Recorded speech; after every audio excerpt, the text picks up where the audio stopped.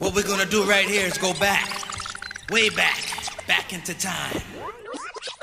At first, I was going to compare it to iRobot, but because the movie had a character from the Terminator franchise, I changed my mind at the last minute. One day on an island in the boondocks, things get out of hand, and a special military trained task force arrives by helicopter to help things get under control. The details of their mission are outlined by this one guy, but you're not supposed to trust anything he says because he's clearly got his own agenda. The whole team looks like 80s action heroes equipped with guns and explosives, but still, you don't bring guns to a CGI fight. They think they're the ones doing the hunting, but after a couple of dead bodies start popping up everywhere, they realize the monster is the one doing the hunting. It's killing for sport.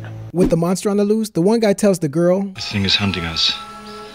All of us." And they try to survive as a team or whatever. Okay, speaking of the monster, right? The Predator advantages include the ability to sense thermal radiation, so if you run, it'll find you anyway. Also, it has this invisible cloaking technique like the third Deathly Hallow, so the fight is the opposite affair before it even begins. The one time the humans do manage to get the upper hand and have the monster captive, they let it get loose and it's all downhill from there. That one guy with the agenda starts coming up with dumb ideas and the main character guy hits him and he's like, "You're stupid." And it gets really tense and you're like, "Woo, I need a fan." But the comic relief guy with the glasses starts throwing jokes left and right and lightens up the mood. The soldiers start looking up and down for the Predator, and after a while, it gets boring. But then some of the monster's blood starts dripping from the leaves, and that lets you know that it's close by. After that, you have to pour out a little liquor for the soldiers because they start getting killed one by one, and you lose count of all the fatalities. I mean, everybody dies. And the monster doesn't discriminate either because the Indian guy looks like he's about to be a survivor, but then, never mind. The black guy runs for his life and tries to hide in Mother Nature, but the monster finds him too. And that dude with the agenda from the beginning, poor guy. There are two types of left-handers in the world. The kind that are born that way, and the other kind that are forced into that way of life. And there's a part where the main characters are on the run, and you start thinking this is gonna be like a Zack Snyder movie and all the main characters die and stuff, but thankfully they disobey TLC's orders and go chasing waterfalls. So maybe they'll make it to the end. After that, he crawls out of the water. Dude's pissed because his clothes are all muddy, but on the bright side, at least they're not bloody, because the Predator leaves him alone afterwards. We now interrupt this message for a PSA announcement. So if a gorgeous force is what you desire, don't play with matches,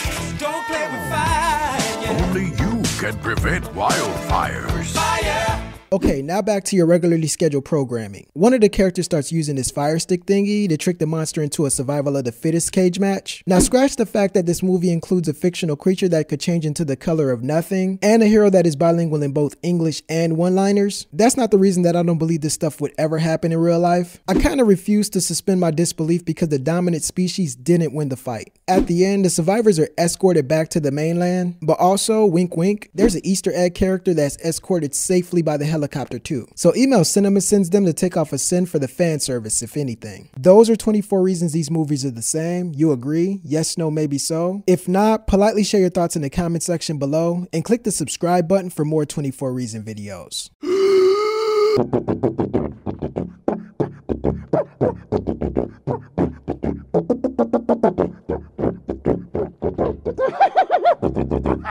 Best elevator music I've ever heard.